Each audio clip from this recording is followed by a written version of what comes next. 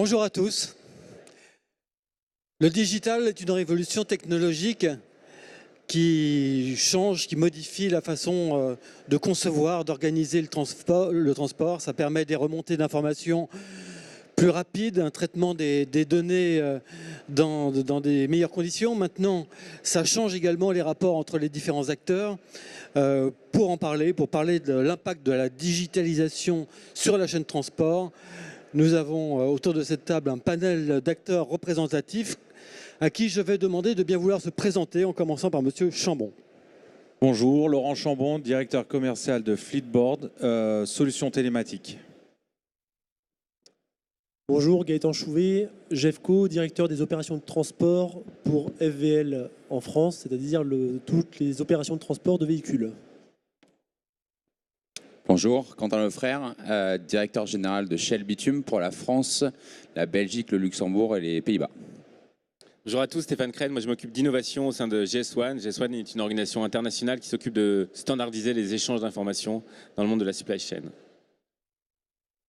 Bonjour, Philippe Quillet, je suis directeur commercial de la société Mercedes-Benz France pour la partie camions et également pour nos camions urbains que sont Fuso pour les livraisons urbaines et demain sans doute électriques.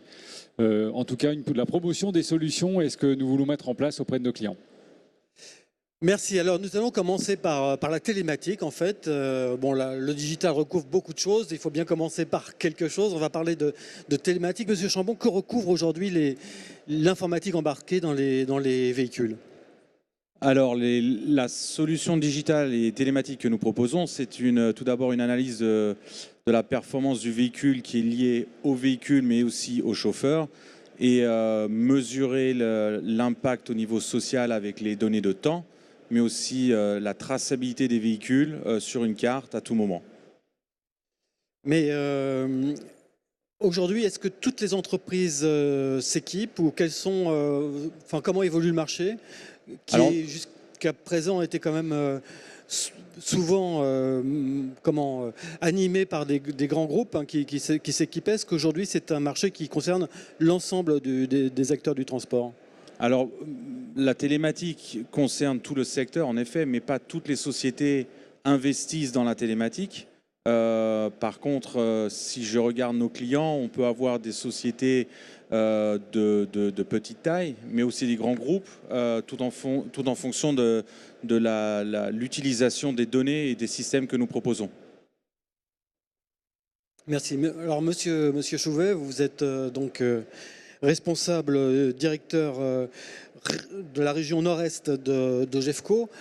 Pour vous, qu'est-ce que le digital vous inspire et comment au quotidien cette technologie, ces évolutions technologiques changent votre manière de travailler? Alors, le digital, je pense qu'il y a 5 acteurs déjà. Il y a le client, il y a la marchandise qu'on transporte pour le client, on a le tracteur, on a l'homme, et puis on a le législatif. Tout le panel. Alors, chez GEFCO, on est à la fois 4 PL, 3 PL et 2 PL. Donc ça me permet d'avoir un petit peu l'éventail de tout. Et je pense que l'ensemble est lié.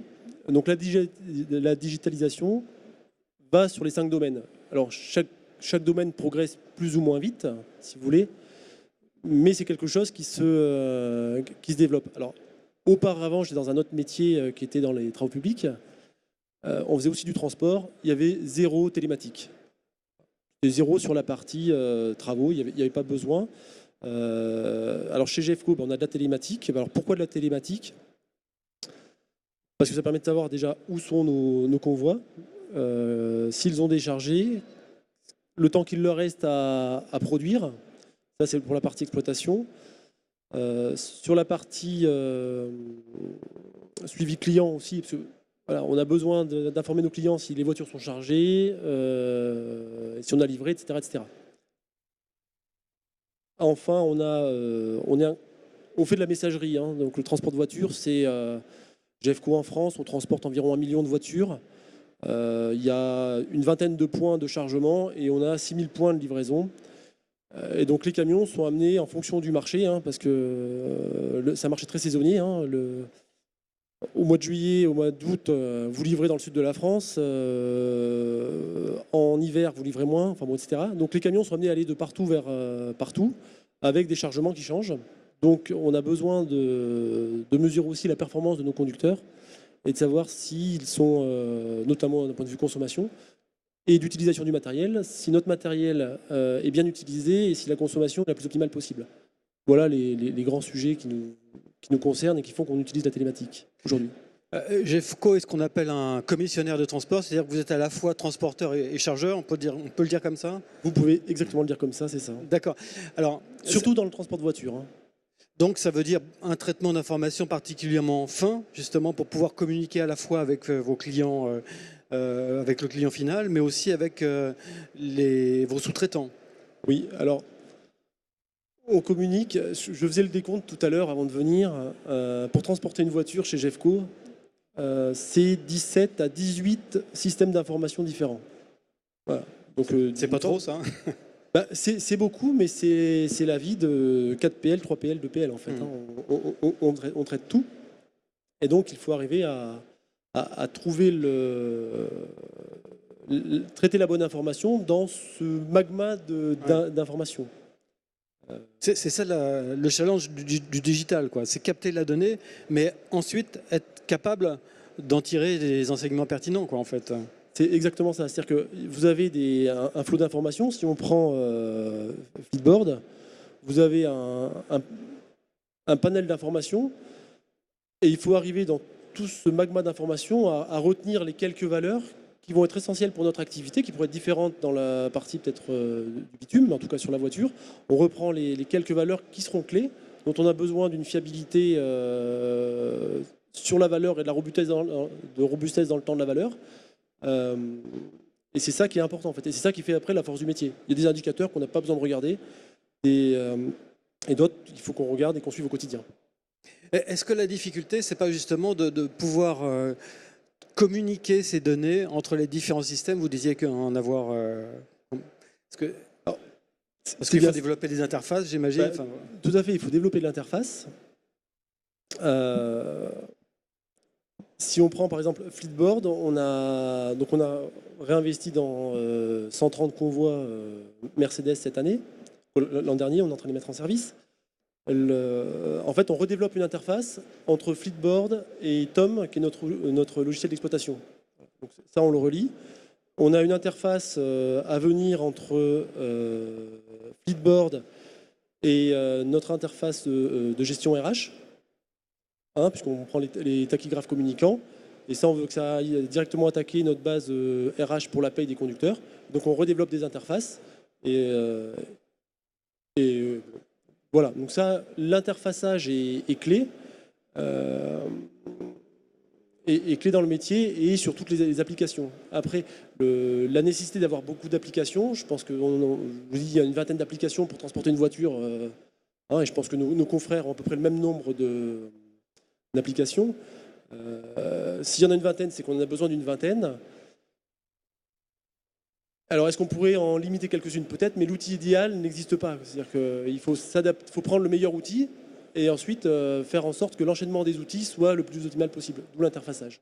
Alors, GEFCO, c'est une grosse société, c'est quoi? C'est 15 000 personnes à peu près? Environ, oui, c'est ça. C'est ça.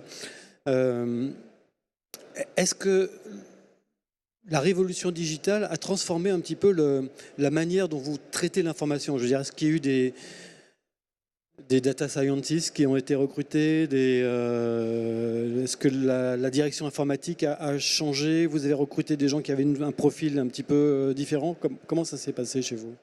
Alors, on a énormément travaillé sur les interfaçages entre nos clients et nos systèmes d'exploitation. Ça a été long, c'est pas fini parce que le transport de voiture, si vous voulez une voiture, la voiture change de vie, de propriétaire tout au long de son transport. Et donc, vous produisez une voiture, vous la vendez au point A, mais en fait, au point A, arrivé au point A, on vous dit non, mais en fait, elle va plus au point A, elle va au point B. Et puis au point B, on vous dit non, mais en fait, on va la transformer parce qu'elle est vendue à quelqu'un d'autre. Et donc, ce qui fait que en fait, le client change au fur et à mesure que la voiture est sortie d'usine jusqu'à ce qu'elle arrive chez le client final.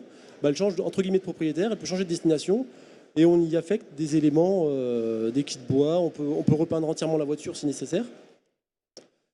Et donc notre première étape a été celle-là. Aujourd'hui, on interface ça, on a bien travaillé sur ensuite la partie exploitation des convois, parce qu'on s'était rendu compte, pour GFCO, la part entre commissionnaires et transporteurs, tout ça, ça s'équilibre en fonction de la demande sur le marché. Donc on a retravaillé, je dirais, ces dernières années, notre partie transporteur, parce qu'on en avait besoin sur le marché d'être un peu plus transporteur que commissionnaire. Donc là-dessus, on a travaillé. Et demain, on travaillera, alors là, je ne suis pas dans le développement, mais sur l'intelligence artificielle, sur le calcul des routes, des plans de transport, et y remettre beaucoup plus d'ingénierie encore qu'on ne fait aujourd'hui. Merci. Alors Quentin Lefrère, vous travaillez donc pour la société Shell sur un matériau qui est particulièrement sensible. J'imagine que la data doit être très importante pour vous. C'est même un élément clé pour la sécurité, la gestion du risque. Oui, je pense qu'aujourd'hui, la digitalisation, on est aux prémices dans ce métier-là, qui est un métier, je dirais, d'homme, puisqu'on est en lien étroit avec le monde du TP, qui reste un métier d'homme aujourd'hui. La digitalisation, aujourd'hui, chez nous, il y a un gros axe de développement qui est la simplification de la chaîne logistique. Aujourd'hui, Shell Bitume transporte plus de 2 millions de tonnes de bitume par an en Europe à travers plusieurs canaux de distribution qui sont les camions, les barges, les cargos, les trains. Et il faut savoir, grâce à la digitalisation, assembler tout ça rapidement. Pourquoi? Parce que le bitume, c'est un produit chaud qu'on transporte à chaud. Et nos clients nous appellent la veille pour le lendemain pour être livrés chez eux. Donc il y a une rapidité d'exécution qui est primordiale et donc qui fit effectivement parfaitement aujourd'hui la digitalisation, le besoin de digitalisation. Donc il y a, je dirais, le premier axe, c'est la simplicité et la rapidité d'exécution à laquelle le digital va nous permettre d'aboutir. Le deuxième point de la digitalisation chez nous, c'est l'expérience client, comme on la nomme. C'est comment est-ce qu'on va travailler, on va entre guillemets, améliorer la qualité de service, améliorer la sécurité en donnant des meilleures informations plus rapidement aux clients, que ce soit sur la qualité du bitume, que ce soit sur la température à laquelle ils vont le recevoir, quand est-ce qu'ils vont le recevoir, à l'heure précise à laquelle ils vont le recevoir. Donc c'est tout ça effectivement qu'on est sur lequel on essaye de travailler. Par contre, faut pas aller trop loin non plus. Donc il faut savoir mesurer l'information, la traiter et donner la juste information, pas trop, mais suffisamment. Et je pense que c'est aujourd'hui le travail qu'on doit faire, c'est vraiment identifier avec nos clients, avec nos partenaires logistiques, le type d'informations à donner qui vont créer de la valeur chez nous, chez nos clients et chez nos partenaires. Et c'est là où je dirais aujourd'hui le gros dilemme, c'est de savoir travailler ensemble, collaborer pour sortir les bonnes informations au bon moment, savoir les coller entre différents ERP, différents systèmes, pour que cette information, elle soit transportée, si je peux me permettre le terme, de la façon la plus fluide, plus rapide possible. Alors justement, Stéphane Crène, transporter l'information, c'est effectivement compliqué. Déjà en interne, tout à l'heure, Gaëtan Chouvel le rappelait, on a déjà plusieurs systèmes d'information dans la même entreprise. Mais alors quand il s'agit de transférer l'information sur d'autres entreprises qui elles-mêmes possèdent ou travaillent avec des plateformes collaboratives, là ça devient un vrai casse-tête dans la mesure où tout le monde ne parle pas le même langage. Ouais, c'est vrai qu'il y a un certain nombre de barrières, un certain nombre de difficultés. La bonne nouvelle, c'est que la digitalisation, ça se traduit beaucoup par l'avènement des architectures web qui sont des architectures qui sont beaucoup plus adaptées à l'échange d'informations et à l'interconnexion de systèmes disparates. Donc en fait, le monde de la logistique est en train de passer finalement de l'âge de l'EDI, où on a des messages structurés qui sont relativement lourds, avec plein d'informations qui sont poussées au maillon suivant de la supply chain, à l'ère des API, qui sont des interfaces qui sont beaucoup plus finalement simples d'accès, beaucoup plus agiles, et qui permettent probablement dans les années à venir de faire exploser en quelque sorte le nombre de liaisons, le nombre d'interactions entre les différents systèmes d'information et donc d'enrichir finalement les potentiels de collaboration. Donc on voit s'ouvrir sous nos yeux en fait tout un champ nouveau qu'il s'agit évidemment d'essayer de rationaliser aussi parce que à chaque innovation, à chaque plateforme, à chaque start-up arrive son lot d'API, arrive son lot d'interfaces. Voici comment tu me poses une question et voici comment je te réponds. Et le problème c'est qu'on n'a pas encore en quelque sorte de référentiel commun, notamment sur des éléments aussi structurants dans l'informatique que la sémantique. Un camion peut être exprimé d'une certaine façon par un système et par un autre vocabulaire dans un autre. Donc on a besoin probablement de rationaliser l'avènement de ces API avec un certain nombre de troncs communs. Nous on pense faire deux choses. D'abord essayer un peu de cartographier tous les concepts métiers clés de la logistique et de les mettre en liaison les unes avec les autres, c'est ce qu'on appelle une démarche ontologique, c'est-à-dire vraiment de cartographier ces concepts et de faire en sorte que la logique en quelque sorte soit commune à tous. Et l'autre chose, c'est que sur des processus clés, mais on y reviendra peut-être, on a probablement besoin d'API qui soient là aussi standardisés, c'est-à-dire harmonisés d'un acteur à l'autre. Et donc on travaille sur des sujets qui sont liés à la conférence d'aujourd'hui. Par exemple, sur le suivi des camions. Le tracking camion, ça, c'est quelque chose qui est arrivé avec la télématique. Il y a d'autres technologies aujourd'hui qui complètent les possibilités. Mais on voit que la problématique pour un chargeur, c'est évidemment qu'il travaille avec une multitude de transporteurs. Et comment est-ce qu'il récupère l'information de tracking depuis une multitude de transporteurs? Eh ben, il y a des solutions, il y a des plateformes collaboratives qui servent à ça. Mais il y a plusieurs plateformes collaboratives. Donc, un chargeur va peut-être pas choisir la même plateforme collaborative qu'un destinataire, par exemple. Et le destinataire, lui aussi, il a intérêt à accéder à l'information, peut-être sous une forme simplifiée, peut-être sous une forme plus digérée. Par exemple, les heures estimées d'arrivée. Mais il a besoin d'informations. Bref, les acteurs vont choisir des plateformes. Il y a des chances qu'ils ne tombent pas tous sur le même choix. Et à la limite, on peut le souhaiter parce que le monopole, l'effet réseau, etc., a ses limites. Personne ne veut voir arriver un tiers numérique dominant. Donc on a besoin d'une multitude de plateformes. Et entre ces plateformes, on a probablement besoin d'avoir des API qui soient harmonisées. C'est tout le travail qu'on a initié depuis 1 an et demi et qui commence à porter ses fruits. Oui, GS1 pour mémoire, c'est anciennement GenCode qui était à l'origine du code barre standard qu'on utilise maintenant partout. Donc demain, GS1 sera l'initiateur du langage commun qui va permettre de dialoguer d'une plateforme à l'autre, par exemple. Ouais, enfin, c'était déjà le cas. Nous, on a un acteur clé dans la standardisation des EDI, donc qui sont des choses qui sont très, très structurante. Par exemple, tout l'écosystème du commerce, en quelque sorte, le cadre normatif de GS1 est quand même assez dense. Il y a beaucoup de choses. Donc, il y a déjà un certain nombre de connexions ODI qui ont été massifiées, qui ont atteint un niveau seuil depuis quand même pas mal de temps et qui sera probablement pas remise en cause dans les années à venir. Peut-être quelques petits phénomènes de grignotage de ci, de là, mais on voit que des nouveaux acteurs dans le commerce, par exemple Amazon, quand il débarque sur le marché français, il reprend en quelque sorte les structures de messages ODI qui existe parce que l'effet réseau est tel que tout le monde saura facilement parler à Amazon comme il parle aux autres. Donc non, c'est pas complètement nouveau. Ce qui est nouveau, c'est qu'évidemment, on change un peu de cadre. Le potentiel est beaucoup plus grand aujourd'hui qu'il ne l'était dans les années 90, début des années 2000. Donc là, on a vraiment tout un champ à explorer. Et ce qui est intéressant aussi, c'est de signaler le fait qu'évidemment, il y a l'évolution des technologies, mais il y a aussi une prise de conscience qu'on a quand même pas mal d'indicateurs que les marges de manœuvre aujourd'hui en termes de gains de performance dans la supply sont allés à chercher du côté de la collaboration entre acteurs. C'est-à-dire qu'en gros, bon an, mal an, il y a quand même pas mal d'acteurs qui sont un peu au taquet en termes de performance, qui ont bien optimisé leur propre réseau logistique. Et finalement, si on veut aller un cran au-dessus, il va falloir trouver des synergies multi-acteurs. Et c'est probablement ça, une des pistes intéressantes à l'avenir.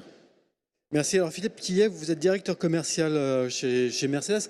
Comment un constructeur vit ces évolutions et comment vous les intégrez, vous les anticipez dans le véhicule? Alors je dirais que déjà ça a commencé au siècle dernier puisqu'on a commencé à équiper un petit peu avec Fleetboard, qui est notre solution Daimler, quelques véhicules. Mais je dirais qu'à l'époque le marché n'était pas tout à fait prêt. Et on avait un phénomène, c'est que dans la chaîne de vente d'un véhicule industriel, il y a évidemment les vendeurs qui proposent l'offre à leurs clients, il y a évidemment les chauffeurs qui vont utiliser les véhicules, et puis il y a évidemment le chef d'entreprise qui va essayer de tirer la quintessence des données qui sont extraites des systèmes. Au niveau de nos vendeurs et de notre réseau, il a fallu bien évidemment évangéliser, travailler et former nos vendeurs à parler un autre discours. Et je dirais que ce discours, il a porté réellement quand on a passé le cap de la norme Euro 6, où pour vendre nos véhicules, nos vendeurs ont appris, ont été formés à parler plus de solutions que de camions. Ça a été un petit peu là une grosse transition. Donc on a effectivement mis la télématique en avant afin d'expliquer comment on pouvait faire des gains de consommation tout d'abord, mais également des gains d'exploitation avec un véhicule qui est mieux conduit et qui pour finir s'arrête moins souvent. Le deuxième élément est donc le chauffeur. Le chauffeur, lui, avait vu au départ la télématique comme un élément supplémentaire par rapport au tachygraphe, pour finir. Je vais être encore plus fliqué, si on prend cette expression. On va savoir où je me trouve, on va savoir où je m'arrête. Donc, c'est un système qui va me contraindre à beaucoup de choses.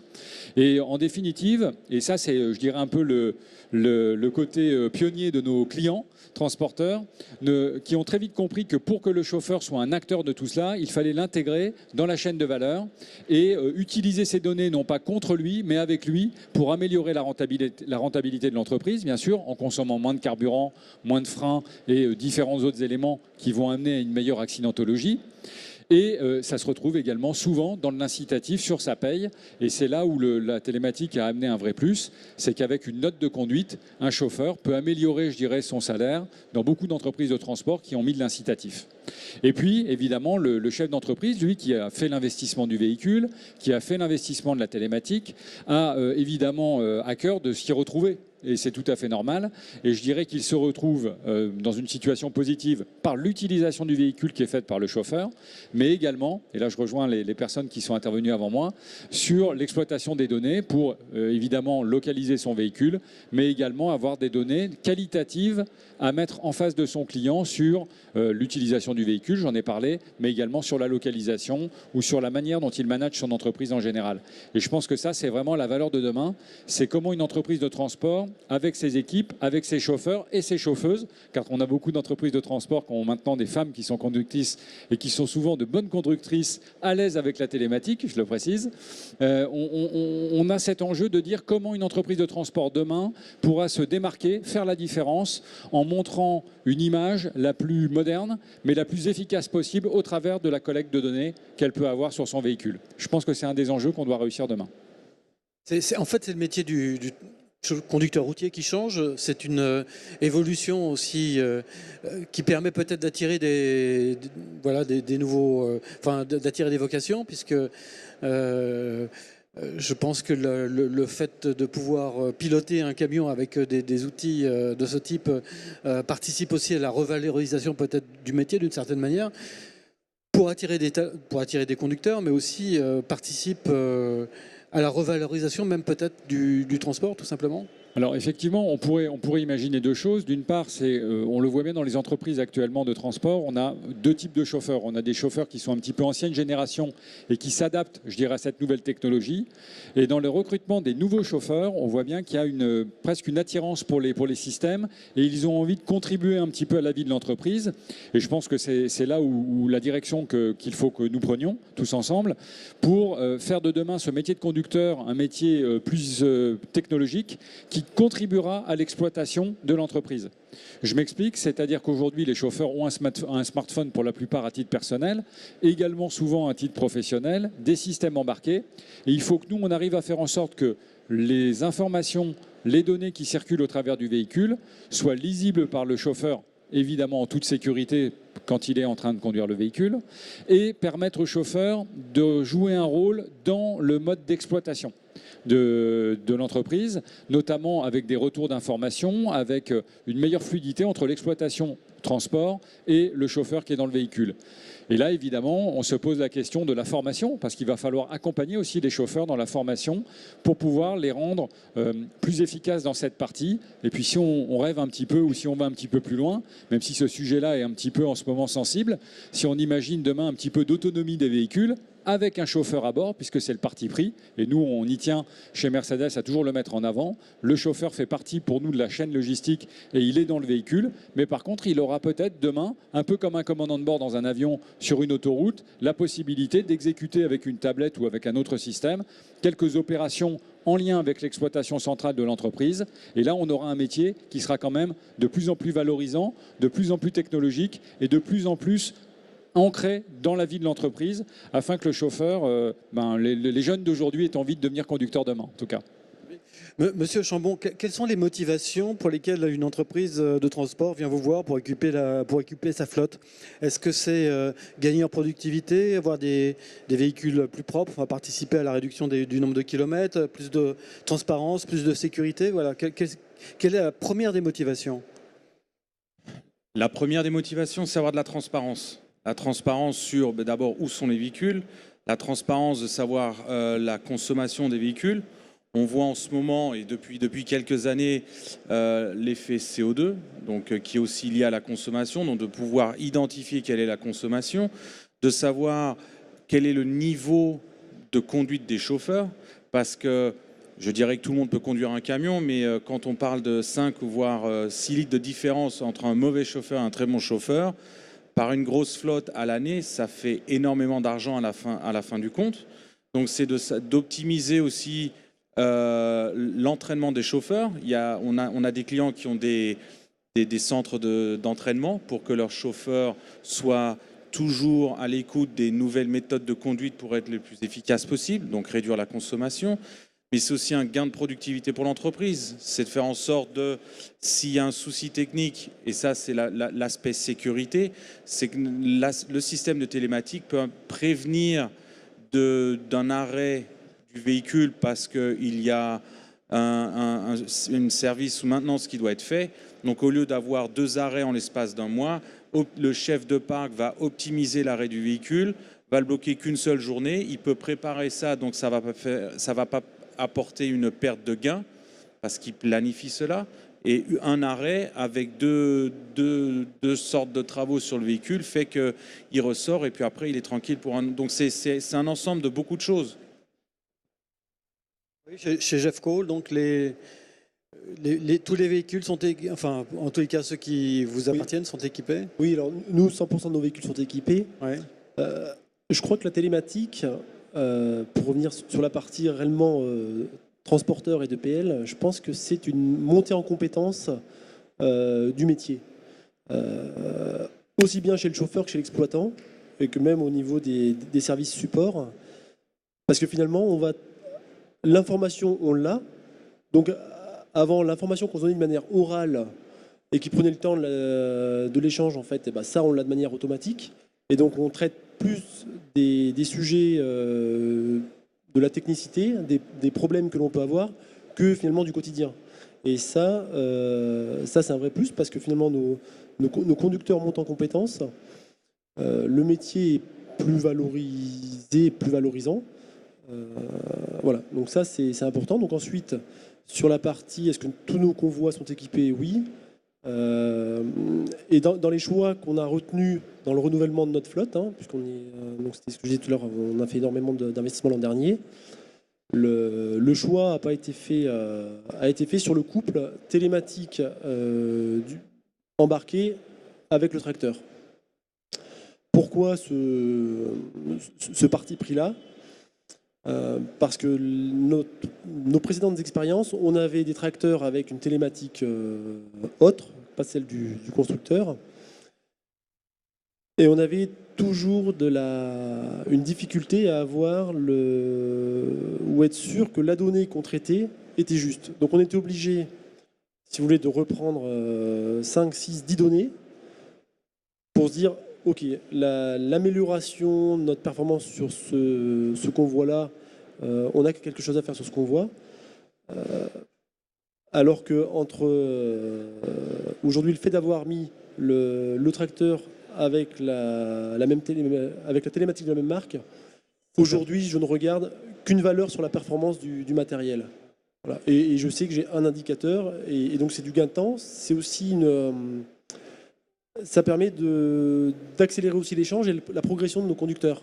Parce que quand on regarde 10 valeurs, on peut toujours redire que les 10 sont justes. Quand on n'en regarde plus qu'une et on sait qu'elle est juste, bah forcément, ça anime l'ensemble de la chaîne logistique, de l'exploitant du conducteur à l'exploitant au responsable d'unité opérationnelle pour progresser.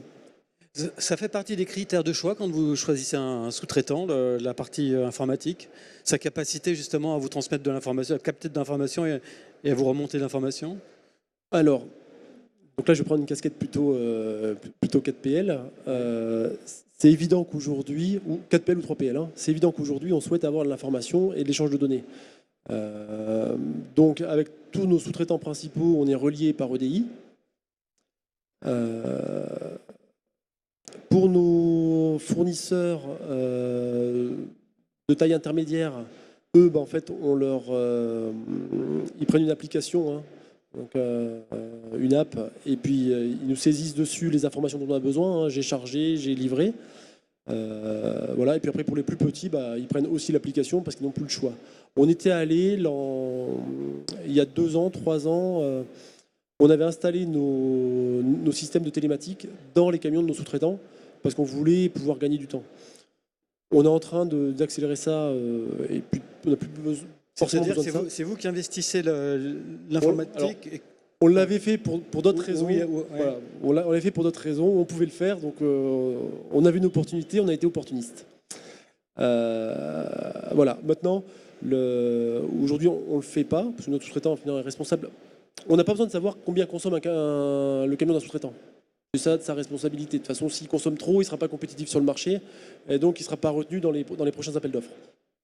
Donc ce besoin-là, on ne l'a pas. On l'a besoin pour notre flotte, on ne l'a pas besoin pour nos sous-traitants. Et donc on ne cherche pas à l'avoir. Ce qu'on a besoin pour notre sous-traitant, c'est à quelle heure, à la limite, le temps qu'il lui reste à rouler, à quelle heure il charge, à quelle heure il va livrer. C'est ça dont on a besoin. C'est un peu ce qu'on disait tout à l'heure, c'est que dans l'échange de données, en fait, on a une multitude de données, mais en fonction du métier ou du besoin, on n'a pas une nécessité d'avoir toute l'information, en fait. Il faut juste arriver à prendre le juste nécessaire. Ouais. Quentin Lefrère, c'est ce que vous disiez tout à l'heure d'ailleurs. Une volumétrie d'informations, c'est pas forcément nécessaire. Ce qui est intéressant, c'est d'avoir finalement la bonne information. Mais pour vous, quelles sont les informations pertinentes justement ? Qu'est-ce qui vous intéresse dans l'information que vous remontez du transport ? Alors, il y en a pas mal qui nous servent à nous pour nous améliorer, pour créer plus de valeur, une valeur plus intéressante pour l'entreprise, sauver également des coûts. Donc, il y a toutes ces valeurs effectivement de température de chargement, à quelle température on va effectivement on va charger, à quelle température on va livrer le produit, quelle perte on a entre les deux. Donc ça c'est important. À quelle heure on est censé livrer le client, donc le TA, mais également savoir prévenir le client en amont au bon moment. Donc avant une pause chauffeur, après une pause chauffeur, il faut savoir donner l'information au bon moment à la personne qui va réceptionner le produit pour qu'elle puisse se préparer, puisque aujourd'hui, nos clients, les chefs de poste par exemple, les chefs de poste d'enrobés, ils n'ont pas uniquement à leur charge la réception des camions, donc ils font beaucoup de choses ailleurs. Donc il faut et pour réceptionner avec sécurité un camion, il faut se préparer. Donc pour se préparer, il faut du temps. Et donc, il faut savoir une demi-heure à l'avance quand est-ce que le produit va arriver. Comme je le disais tout à l'heure, on est dans un monde qui est très rapide aujourd'hui. Le bitume, il se commande, les chefs de poste commandent moins de 24 heures avant leur camion. C'est-à-dire qu'ils nous appellent entre 6h et 6h et midi le matin et pour être livré le lendemain matin à 6h. Donc, il faut avoir cette rapidité d'exécution pour transmettre l'information, c'est-à-dire du client, du chef de poste au chargeur, à la raffinerie, au transporteur pour qu'il organise son transport pour arriver et puis ensuite effectivement communiquer le bon ETA. Donc là, la fluidité des informations est capitale. Donc effectivement des statuts de la commande, on passe d'une commande à un chargement à un transport, quand est-ce qu'on arrive, etc. Donc tout ce flux d'informations qui change d'un statut à un autre avec des systèmes, comme on le disait tout à l'heure, différents, c'est toute la complexité aujourd'hui qu'on rencontre. Merci. Alors, je voudrais qu'on parle d'un peu d'Internet des objets, parce que j'ai vu ce matin sur le salon une société qui fournit des solutions pour suivre de la température de chargement en temps réel et qui est en fait suivi par Sigfox, par le réseau Sigfox, et qui permet justement d'avoir une localisation en temps réel avec un suivi en temps réel. Est-ce que ça, c'est une révolution qui va vraiment aussi changer la manière de traiter l'information à l'intérieur du véhicule, Stéphane Crène? Oui, c'est difficile. C'est quand même des secteurs et des marchés émergents. Il y a des solutions qui se raffinent d'année en année, mais c'est vrai qu'on se rend compte qu'il y a souvent un écart entre les promesses et l'opérationnalité de ces technologies. Enfin, ceci dit, le niveau de maturité a beaucoup progressé. Les coûts sont en train de dropper. Donc, voilà, c'est des technologies de plus en plus crédibles pour l'avenir. Et c'est vrai que je pense qu'elles viendront compléter le panel des dispositifs existants en rajoutant finalement la possibilité d'enrichir les processus, etc. Il y a des choses très intéressantes qui commencent à se passer autour des supports réutilisables, notamment les supports réutilisables qui dépassent un certain coût unitaire et dont il s'agit évidemment d'en perdre le moins possible et de les faire tourner le plus vite possible.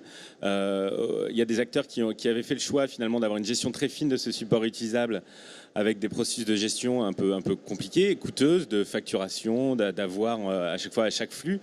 Et on se rend compte qu'avec un peu d'IoT, alors des technos tels que vous venez de le mentionner, mais des technos aussi plus adaptés aux téléphones portables, comme les Bluetooth Low Energy, permettent d'avoir des vrais processus très simples où finalement, quand on reçoit 3 ou 4 rôles, on a en même temps une notification sur son téléphone portable. On les accepte et puis, dans le meilleur des cas, en plus, on met cette donnée dans la blockchain. Et donc, on a une gestion au rôle près, au mouvement près, qui permet finalement à la fin de l'année de simplement facturer la différence de balance, quoi. Bon, voilà. Donc, c'est des choses qui, pragmatiquement, sont en train de se mettre en place. Bon, pour l'instant, on ne peut pas dire que ça révolutionne complètement la supply chain, en tout cas dans ce qu'on a vu de façon opérationnelle. Mais voilà, nous, on s'intéresse aussi à beaucoup de possibilités dans le monde agricole et dans le marketing des produits agricoles. De plus en plus, le consommateur veut savoir ce qu'on lui vend.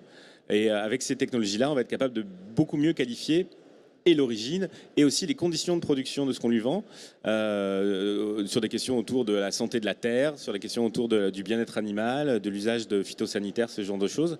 Et ouais, là, il y a des choses très, très structurantes, à mon avis, pour un certain nombre de marchés. Voilà. Philippe Kiel, l'IoT, ça inspire les constructeurs, l'Internet des objets, le suivi des marchandises à travers des réseaux d'Internet. Oui, mais nous, on se concentre principalement dans notre mission, qui est la mission de bien suivre nos camions, déjà. Et l'idée derrière tout cela, c'est de laisser, évidemment, avec tous les systèmes qui peuvent être proposés sur le marché, le transporteur s'équiper sur la gestion de sa propre donnée, on va dire, transport. Et nous, notre job, c'est de gérer avec lui la partie dont on a déjà parlé, qui est la partie efficience et la partie liée à la conduite du véhicule, principalement.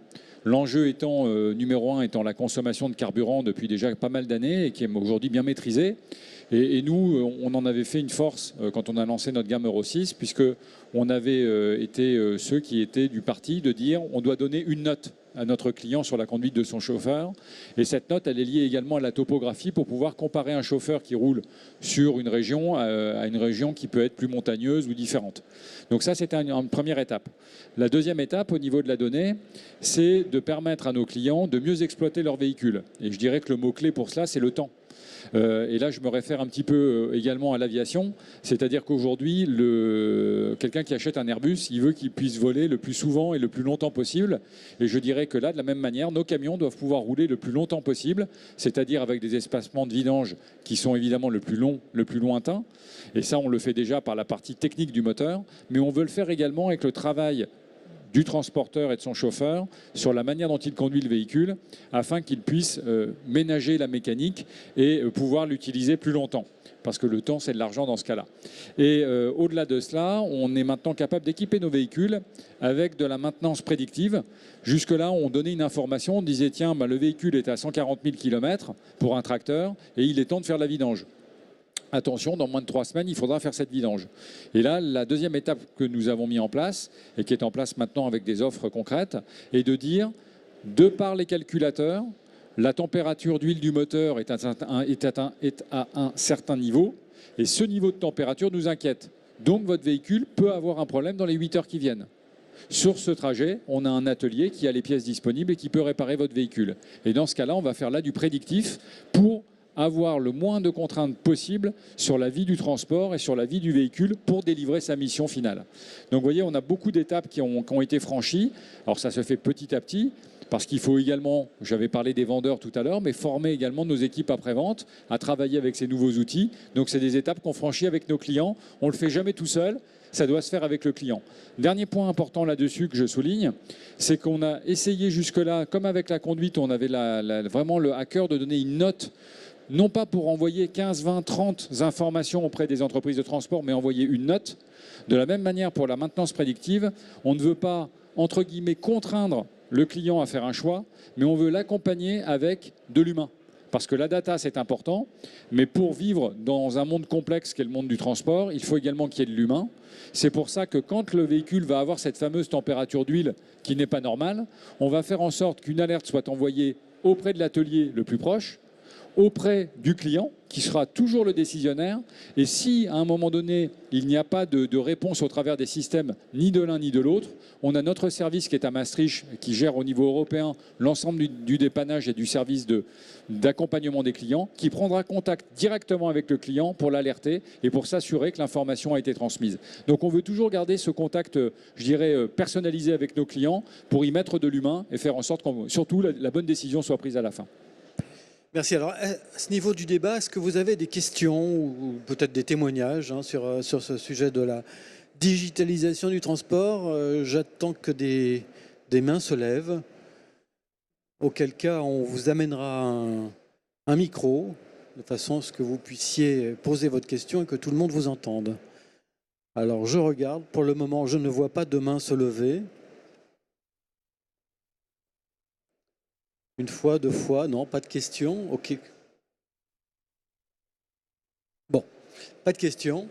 Quels sont j'allais dire les prérequis? Oui, il y a une question. Ah oui, excusez-moi, je ne vous avais pas vu. Alors, on vous amène un micro tout de suite. Je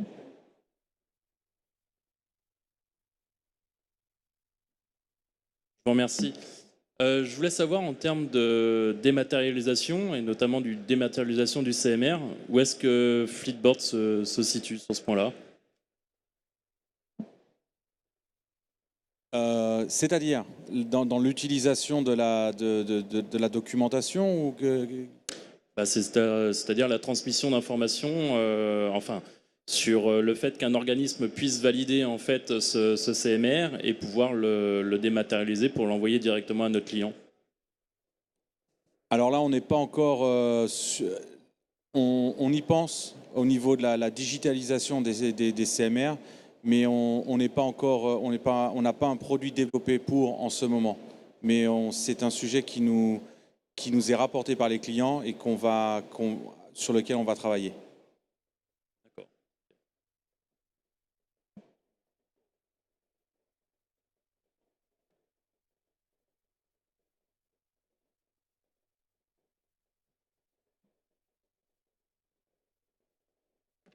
Bonjour, je reviens sur le change management des conducteurs pour la télématique. Comment vous avez fait? Est-ce que vous les avez intégrés longtemps à l'avance pour leur expliquer ce qui allait arriver et tout ça? Ou est-ce que vous avez attendu de le mettre en place, d'attendre des retours, des feedbacks et ensuite vous avez... Alors, on est deux à pouvoir répondre là-dessus. Oui, alors... Sur la télématique, l'arrivée, les premiers équipements qu'on a mis en place chez GEFCO, les conducteurs ont reçu, on a installé de la télématique.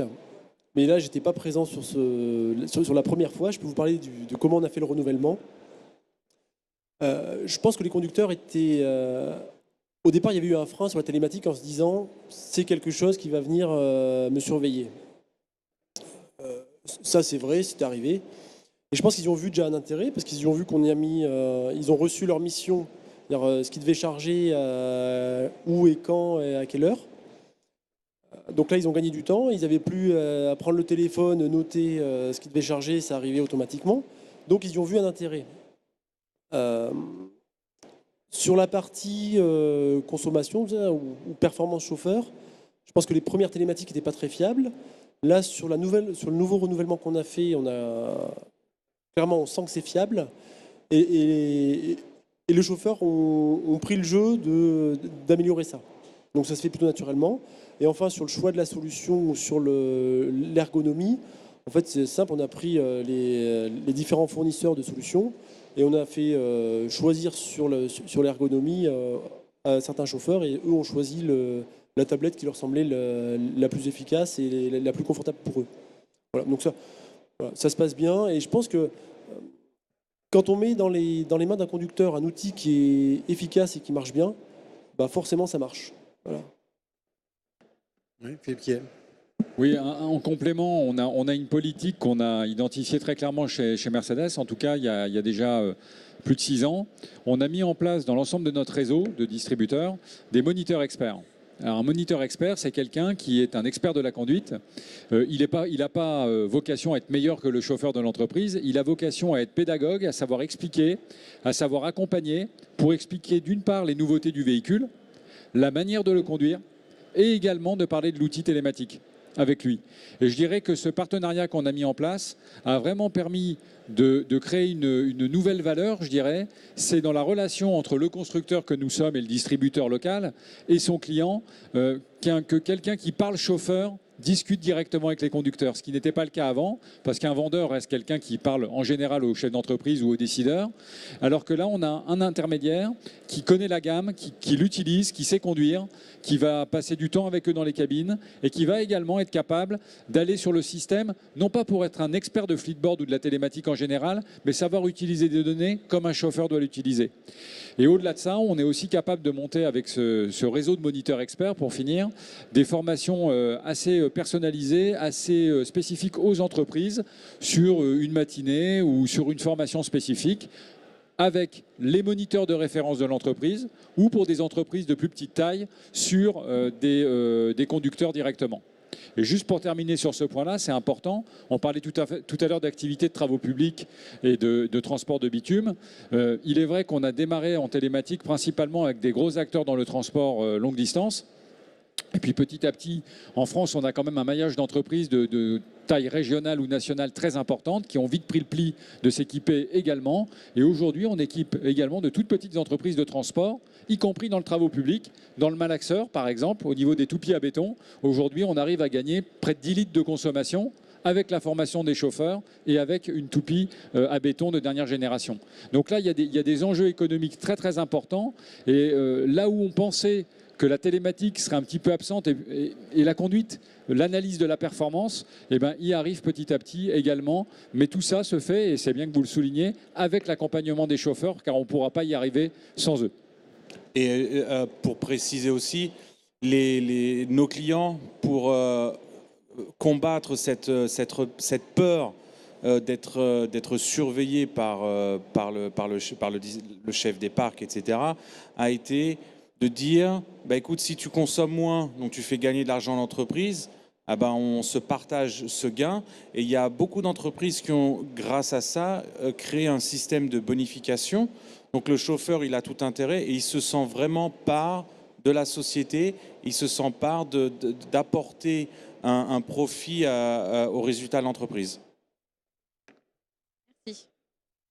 Je pense, juste pour compléter, c'est que je pense que, et c'est pas que je pense, c'est que j'en suis sûr d'ailleurs, c'est valorisant pour un chauffeur que de voir que finalement son travail et la qualité du travail qu'il fournit est vu et reconnu de manière et mesurée en fait.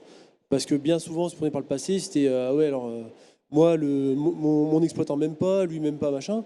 Et en fait, on a enlevé tout ça. Et le fait, quand on affiche la performance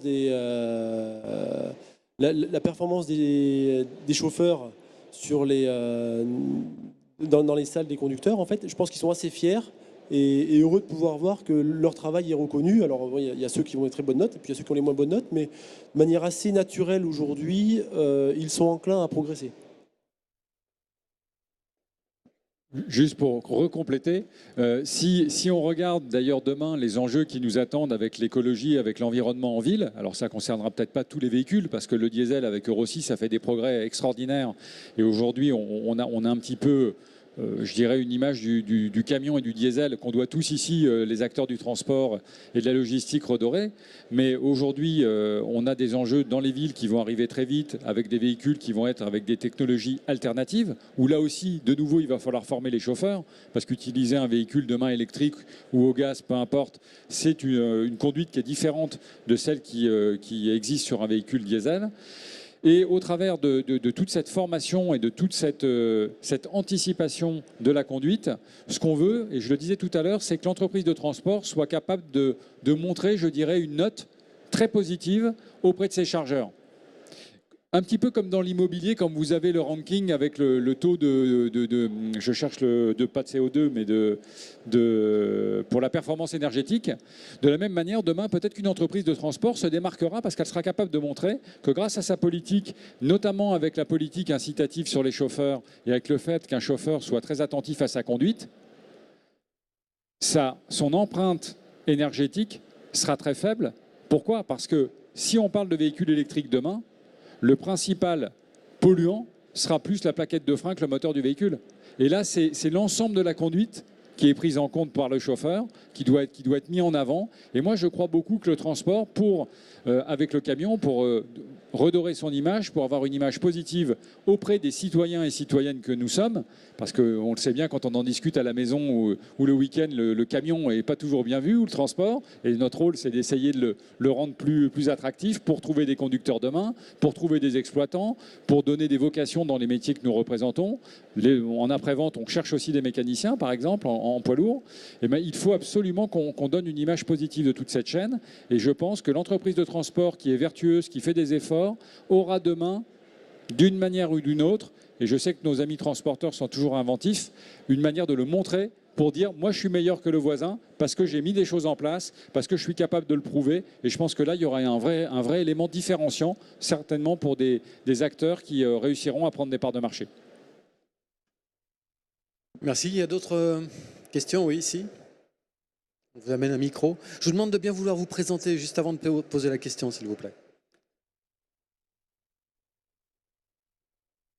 Bonjour, je m'appelle Marie-Eva Loub, je travaille dans le secteur du dentaire. On a la problématique justement de transport avec nos propres flottes. Et je me posais la question par rapport à la télématique, quel est le lien qui est fait avec les logiciels de simulation de tournée? Parce qu'on fait souvent des évaluations relativement théoriques sur comment on doit construire notre tournée et il manque des fois des éléments sur le terrain, les vitesses moyennes, c'est quoi, comment on doit changer nos tournées et comment on fait le lien entre la théorie et la pratique. Alors, Monsieur Chambon, peut-être sur simulation de tournée et optimisation de tournée, oui. Du fait du portfolio de systèmes télématiques qu'il y a sur le marché, en effet, c'est une demande qui est de plus en plus importante. On en parlait à l'instant de l'ETA, de savoir quand est-ce que ça va arriver. Mais on s'aperçoit qu'aujourd'hui, dans les voitures, on a des systèmes de navigation live où quand il y a un bouchon, ça n'apparaît pas quand on est dedans, mais ça apparaît avant, ça peut rerouter. Et c'est un sujet sur lequel on travaille en ce moment parce qu'on veut aussi aider la société de transport à savoir qu'il y a un accident, qu'il y a un bouchon ou quoi que ce soit pour pouvoir optimiser la route. C'est assez complexe en ce moment parce qu'on est obligé d'avoir une base de données où ces informations sont là. Mais on travaille dessus, donc je pense que c'est quelque chose qui va arriver dans le futur. Après, je suis incapable de dire pour le moment combien de temps ça va durer, mais c'est quelque chose qui fait partie du futur définitivement. Mais on ne parle pas de 10 ans, c'est proche. il faut que ça par vienne. exemple, monsieur Chambon, si on a un logiciel, si j'ai un logiciel d'optimisation de tournée, comment je l'installe dans mon véhicule? Ça, Mais en fin de compte, c'est le système de télématique qui doit communiquer avec les autres véhicules, en fin de compte. ouais. Parce qu'on a une base de données avec toutes les données qui sont retransmises de tous les véhicules en route. Donc, en fonction du nombre de véhicules, dans le cas de Flipboard, il y en a qui sont peut-être 10 ou 50 km devant, donc ils sont dans ce bouchon, donc ils peuvent communiquer. Donc c'est le fait comment utiliser les données. Et c'est justement le point qu'on a eu avant, c'est obtenir ces données, les utiliser pour créer de nouveaux services. Mais après, ce n'est pas un logiciel, ça sera juste un service qui doit être mis à disposition dans la fonction du système de télématique. Gaëtan Jouvet, vous avez des outils d'optimisation de tournée? Oui, alors on a des outils d'optimisation de tournée, mais ils ne sont pas couplés avec nos outils d'exploitation. Non, pardon, je m'exprime mal. On a des outils d'optimisation de schéma de plan transport à la maille, même pas la maille annuelle, mais en fonction des programmes des usines qui sont fournis, en fait, on recalcule nos schémas de transport, nos plans de transport, et on les réadapte pour les optimiser entre des choix ferroviaires, routiers, est-ce qu'on va passer par tel port ou un autre. Ça c'est la première étape. Ensuite, on a l'étape on a ces voitures-là à transporter. Et là, on a un outil qui permet d'optimiser la tournée, mais de manière à très court terme. Et ça, c'est un autre outil, qui est l'outil de l'exploitant purement. Et après, il n'y a pas on ne fait pas après de recoupement. Si sur telle tournée, la vitesse commerciale est de 45 km/h, elle est de 70 ou pas. On n'a pas cette finesse-là. Par contre, ce que permet Flipboard aujourd'hui, c'est d'avoir l'information et de traiter l'information et de se dire, quand on répond après ensuite à des appels d'offres, j'ai ces informations-là, je sais que mon paramètre vitesse commerciale, il est de temps, je sais que aujourd'hui ma fluctuation, alors dans le porte-voiture, on mesure par exemple un ratio temps de chargement, parce que c'est le conducteur qui charge les voitures, donc c'est le ratio temps de chargement sur temps total de service. On voit une fluctuation, une saisonnalité en fait, en fonction de l'état d'engorgement des parcs, donc on sait répondre à ça aussi, et on sait estimer après un certain nombre de camions ou de renforts de camions qu'on a besoin. Mais on n'a pas de lien direct entre ce qu'on a prévu et ce qu'on a réalisé. Par contre, on réinjecte ce qu'on a réalisé dans ce que l'on va prévoir demain. Quentin Lefrère, vous êtes confronté à ces problématiques aussi d'optimisation de tournée, j'imagine? Oui, effectivement, tous les jours. Aujourd'hui, je pense que, et ça, je pense qu'on l'a dit avant, aujourd'hui, on traite ces problématiques par l'humain. Aujourd'hui, on a encore des personnes qui ont une main sur ces informations-là. Des planificateurs, en fait. Ouais, on base notre travail sur l'expérience. Donc on a des schedulers qui ont l'expérience du day-to-day, qui ont des années de travail derrière eux sur comment effectivement on peut, je dirais, accompagner le transfert de ces informations-là et puis le manque de planification. Aujourd'hui, on le fait encore par l'expérience humaine et par l'expérience de nos schedulers et par le partage d'informations avec le client pour s'assurer que un client, effectivement, quand il a demandé un camion à 8 heures et puis qu'il y a un bouchon sur la route, il y a un accident, il y a des aléas liés à la météo, qu'on puisse effectivement combler aujourd'hui le vide de la perfection de la planification. Donc aujourd'hui, c'est encore, je dirais, l'humain qui fait la différence. Je rajoute juste un mot. On n'a pas aujourd'hui de système, Laurent Chambon le disait, on n'a pas de système aujourd'hui plug and play pour dire on est capable de le faire. Par contre, on a su développer avec Flipboard dans l'équipe des compétences en termes d'interfaçage. Et avec de l'interfaçage, on arrive quand même à faire communiquer les systèmes en fonction des systèmes. Donc ce n'est pas une science exacte, mais on arrive à faire des choses avec nos clients pour essayer de partager cette information du mieux possible, en attendant qu'une solution plus facile à travailler arrive. Je pense qu'il y a 2 points. Il y a la planification à l'avance. C'est comment est-ce qu'effectivement on met un plan d'action et comment est-ce que quand on commence à opérer, on est suffisamment agile pour effectivement C'est la planification dynamique. Ouais, donc pour moi, il y a vraiment deux sujets qui sont très différents et qui vont nécessiter des informations et des processus différents, quoi. La planification, elle va sans doute utiliser beaucoup plus de big data. La big data, il faut l'historique, donc il faut commencer à la partager. Donc nous, clients finaux, commencer à donner les informations qu'on a, à les partager avec nos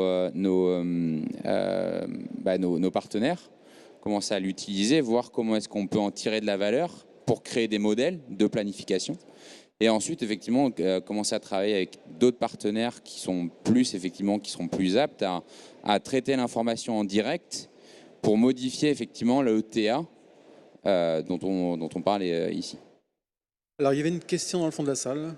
Une fois que la livraison est effectuée, au bout de combien de temps a-t-on l'heure et le jour de livraison sur vos sites internet pour des livraisons France et Europe, s'il vous plaît?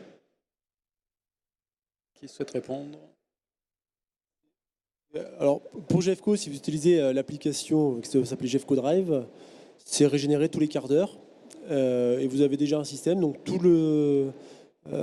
les voitures transportées par GEFCO dans le monde entier, vous avez quasiment au quart d'heure près la mise à jour de où est votre voiture. Livraison effectuée. Alors la livraison effectuée, non, on avait la dernière sortie du parc. La livraison effectuée, on est en train de la faire aujourd'hui avec des apps et ou Flipboard. Et dès qu'on a cette information-là, en fait, quasiment un quart d'heure après, vous l'avez. Et au bout de combien de temps vous avez l'information? En fait, on a l'information quand le chauffeur appuie sur le bouton pour dire j'ai livré. Donc c'est dans un quart d'heure à peu près? Dans le quart d'heure, oui. France et Europe. France et Europe. Merci. Je vous en prie.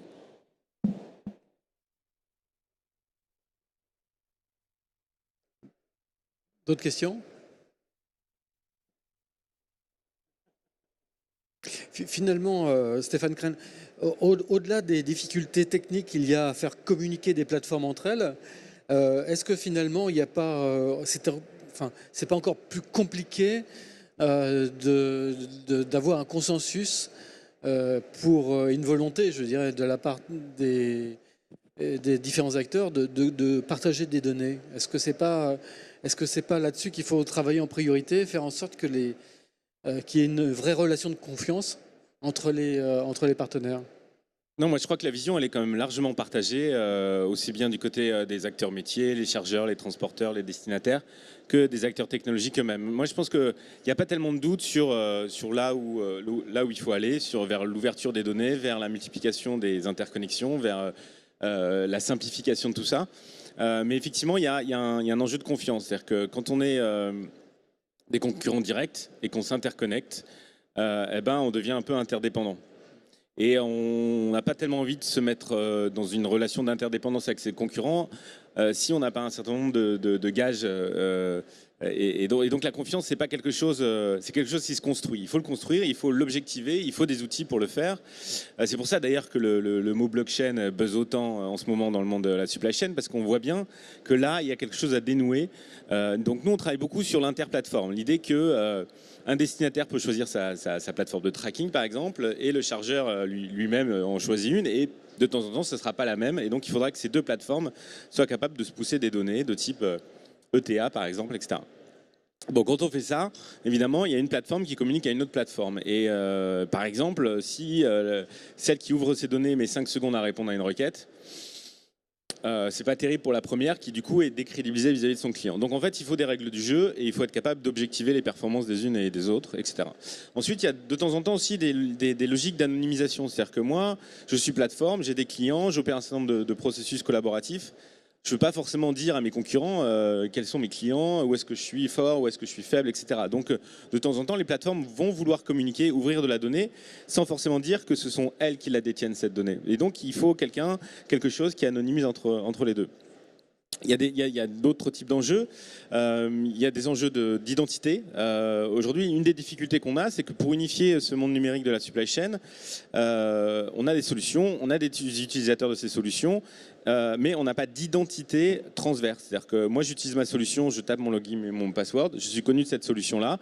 Mais si à travers cette solution, j'ai besoin d'aller chercher des données qui sont ailleurs, je suis pas connu, je suis pas reconnu, j'ai pas de droit, j'ai pas la donnée. Donc en fait, il y a un ingrédient qui est extrêmement important et qui s'est propagé dans d'autres mondes économiques avant le nôtre, c'est qu'il va falloir distribuer des identités numériques transverses utilisées par un certain nombre de solutions. Voilà. Donc nous on travaille dans l'interplateforme et pour l'instant on est sur une infrastructure de confiance qui est plutôt une infrastructure assez traditionnelle, c'est-à-dire un back-office centralisé qui en quelque sorte aiguille les requêtes des uns et des autres.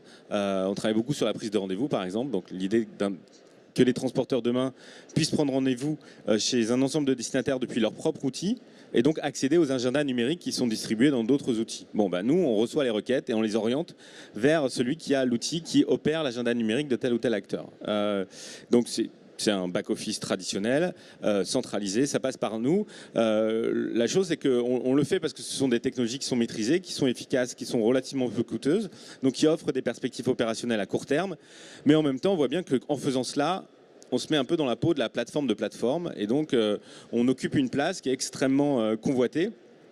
Et on a, d'une certaine façon, notre rôle pour GS1, c'est de faciliter tout ça, c'est pas de prendre le pouvoir ou d'exercer une position dominante. Donc en fait, en même temps qu'on met en place ce connecteur centralisé, on essaye de voir la crédibilité de l'alternative décentralisée, c'est-à-dire les protocoles blockchain et tout ce qu'ils peuvent permettre en plus que de construire cette confiance, et notamment ces logiques de tokens qui sont intéressants et ces logiques de smart contracts qui permettraient d'automatiser ou de pré-automatiser un certain nombre de processus. Par exemple, quelque chose qui nous intéresse beaucoup, nous, c'est la reconfiguration dynamique des agendas. C'est-à-dire qu'on planifie les agendas mieux qu'on ne le fait aujourd'hui lorsque la donnée est cloisonnée. On suit les camions, et en fait, c'est deux sources d'informations intéressantes. En fonction de là où sont les camions, ça sert peut-être à rien de continuer à se dire que telle opération est prévue à 14h, quand on sait d'ores et déjà qu'elle aura lieu plutôt à 15h ou à 16h. Mais en même temps, quand on le sait, on peut peut-être rentrer dans des logiques beaucoup plus dynamiques de réagencement des agendas, et donc on peut très bien avoir des transporteurs qui s'échangent des créneaux pour que ce soit gagnant-gagnant pour tout le monde. Mais en même temps, quand c'est gagnant-gagnant pour tout le monde, c'est peut-être pas gagnant-gagnant exactement de la même façon pour les uns et les autres. Donc il y en a peut-être un qui, finalement, en s'échangeant les créneaux, s'en sortirait mieux que l'autre. Et donc, c'est pas illogique d'avoir, c'est aussi ces logiques un peu de tokenisation, c'est-à-dire d'apporter de la valeur à chacun des membres lorsqu'il y a un processus collaboratif qui permet de créer de la valeur. Bon voilà, donc ça c'est des idées qui nous intéressent, des choses qu'on pourrait faire avec de la blockchain plus facilement qu'avec les technologies traditionnelles. Donc oui, on a besoin de confiance, pas simplement de technique. Merci, en tous les cas ça donne une idée aussi sur le futur qui nous attend. On a vu aujourd'hui au cours de cet échange que le digital apporte plus de productivité, plus de transparence, plus de sécurité, va nous permettre de gagner aussi dans le domaine de la green supply chain, des véhicules plus sûrs, plus propres. On a vu également qu'il reste encore un bon chemin à parcourir. Il ne me reste plus qu'à remercier nos intervenants. Je vous demande de bien vouloir les applaudir chaleureusement. Merci pour votre attention et bonne visite du salon.